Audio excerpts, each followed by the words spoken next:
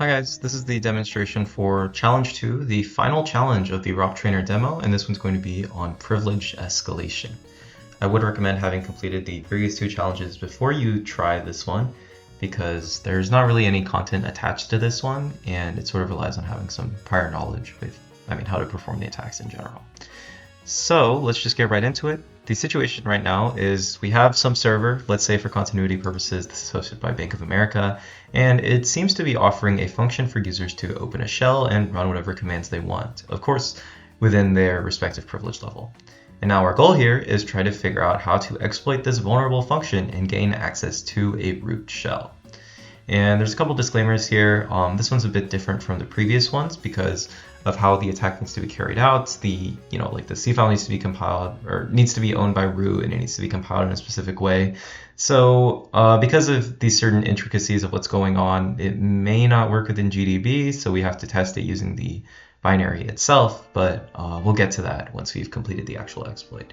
So let's take a look at the code now. So the structure looks pretty similar to our previous challenges, but this time we have a shell function right here. It's going to execute a shell using this command right here. And once again, we have the vulnerable function where our input goes in, and then, so pretty much same setup that we had in our previous challenges. So let's go ahead and get started. If we recall, our goal is to open this shell, but get it to open as a root user. So let's try and set up this image now. Go ahead and run build right away, and then jump in with GDB.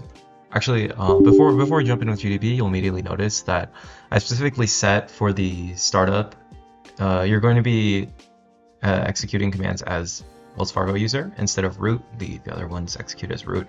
But since our whole goal here is to execute a shell as root, it wouldn't make sense to have the user starting as root already, right? So we're going to have to figure out how we can change our UID for the execution of this program. But anyways, before we can get into that, let's just go ahead and try to see if we can get this program to execute this shell function in the first place.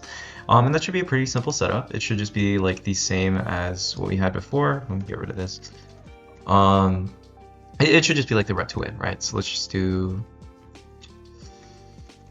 standard out.buffer.write, and then let's write, if you'll recall, it's been 24 bytes for all of these because the buffer is 16 bytes, and then you need another 8 bytes for the frame pointer. So that is going to get us the return address, after which we just need to find the return address of that shell function. So let's go ahead and start using GDB right now. GDB, I think we might have to use this, okay? Yeah, and make sure you're using ROP and SUID for this one. You'll see why it's called that as soon as we, get into this exploit. But yeah, let's go ahead and use this as on the, what was it called again? It should be shell.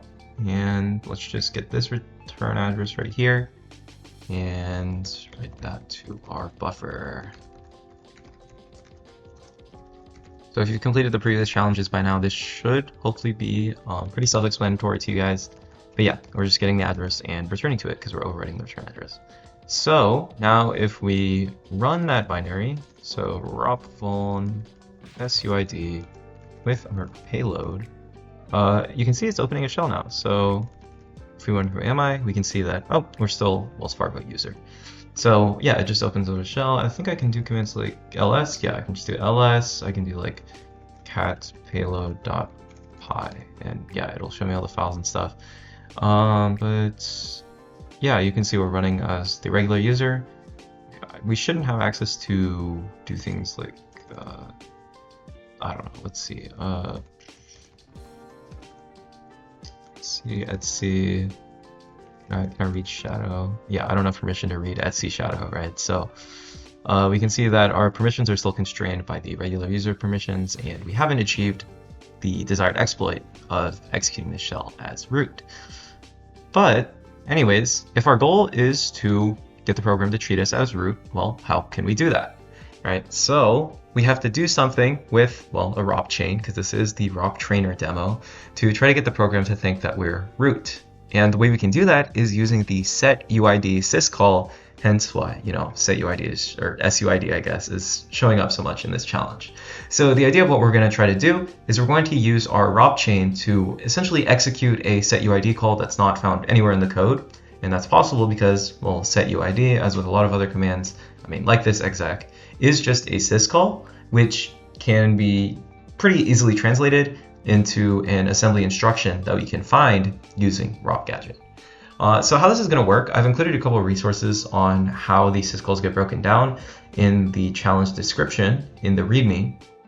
So let's go ahead and look at what the syscall documentation looks like. So syscall in x86 assembly is just another assembly instruction, right? You can see it's just the instruction right here, and it's one of those branching instructions that will jump somewhere else. And the important thing that we can see right here is that we specify the syscall by writing the number into the RAX register. It's going to be RAX for us because we're using 64-bit. And if you want to find what number you need to use for a certain syscall, I've also added a Linux syscall table, which is going to go to this page right here. And this is going to show us all the different syscalls that are present in Linux. You've got the classical ones like read, write, open, stuff like that. But yeah, there's actually a lot of syscalls that I didn't know existed. Surprised that some of these are present. Frankly, don't know what 90% of these are used for. Well, there's chroot, nice. Tux call, interesting. But anyways, the important one that we're looking for is going to be setuid, number 105. Right, so the idea behind this is that if we want to execute setuid using a ROP chain, it's essentially the same as what we were doing before where we executed another function with a certain set of parameters, right? We can treat the syscall as a function that's going to take in a value in RAX, which is a bit distinct from the other ones because this one uses RAX as one of the parameters, where the other ones use like RDI, RSI, RDX. This one is going to use RAX to determine which syscall to run. So we're going to put in a 105 and that. And then beyond that, for any parameters that we need to pass into the setuid, it's just going to be passed into in the regular order, right? So that RDI, RSI, RDX, etc. And the only parameter we should need for this one is for the UID that we want to set our user to. And if we want to set UID to root, well, that's going to be 0 on Linux systems. So let's sort of just scaffold this out, what we're going to want to do here.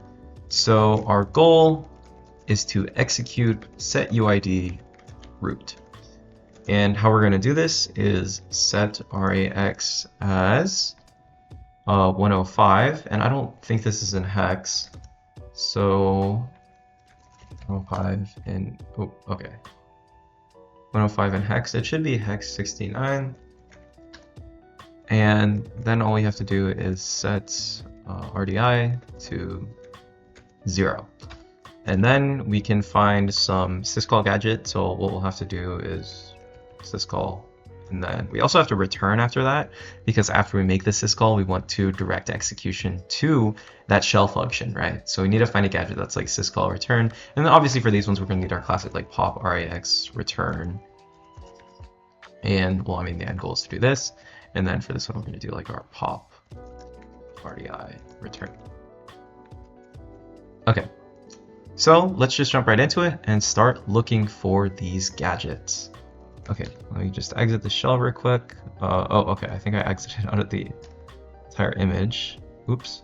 And clear this.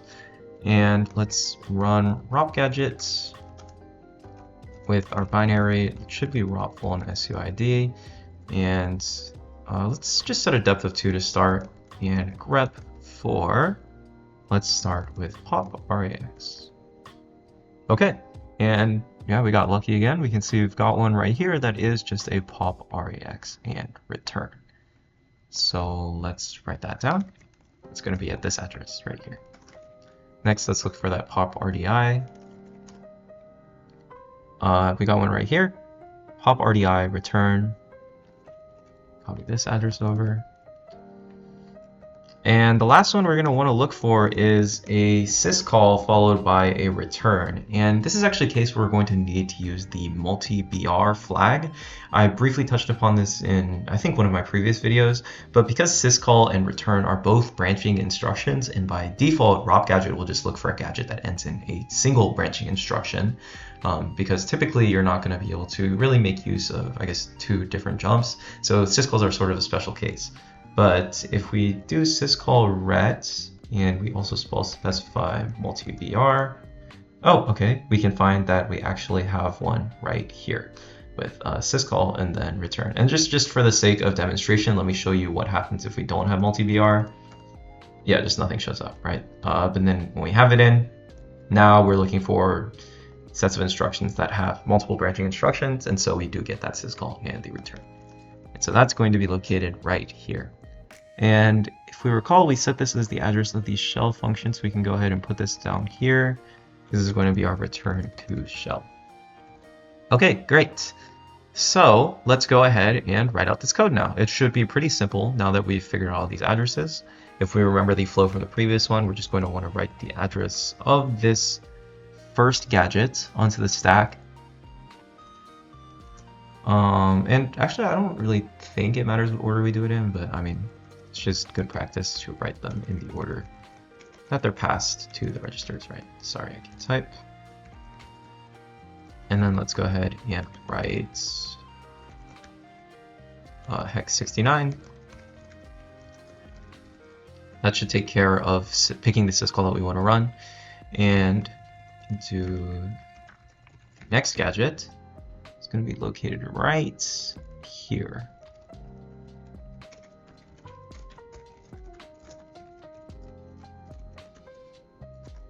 And this one, we just want a value of 0. And finally, once we've set both of those, we can execute that syscall. It's just going to be right here.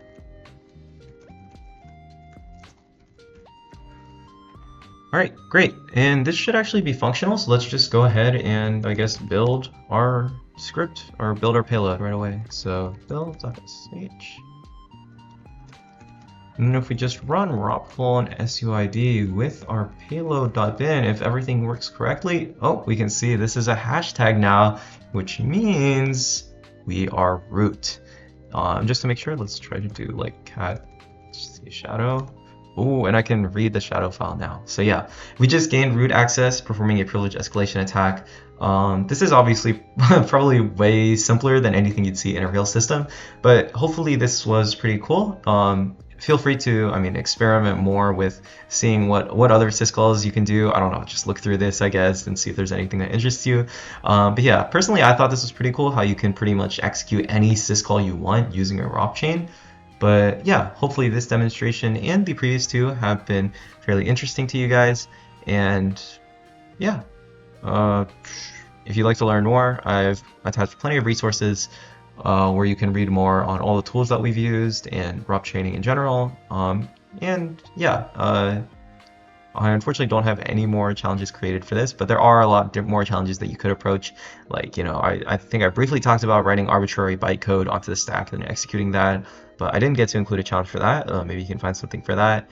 And there's some other cool things with like manipulating the size of a buffer, and then techniques I didn't even talk about, like NOP sleds, which have to deal with getting around randomization of address spaces. But yeah, the point is there's a lot more to learn, but hopefully this has been a good introduction to ROP chaining. And yeah, thanks for watching.